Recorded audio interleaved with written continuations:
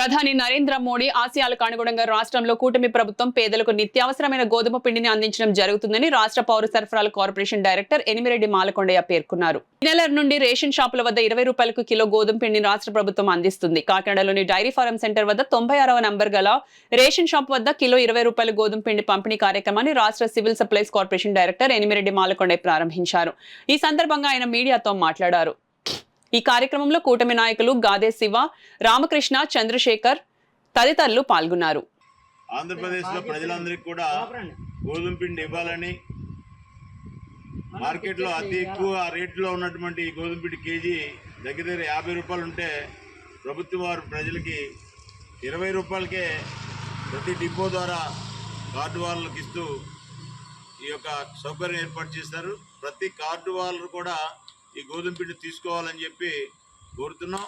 అదేవిధంగా కేంద్ర రాష్ట్ర ప్రభుత్వాలు, ప్రధానమంత్రి నరేంద్ర మోడీ గారు, మన రాష్ట్ర ముఖ్యమంత్రి చంద్రబాబు నాయుడు గారు కోఆర్డినేషన్ తోటి కూటమి ప్రభుత్వం ప్రజలకు సంక్షేమం ఇవ్వడమే కాకుండా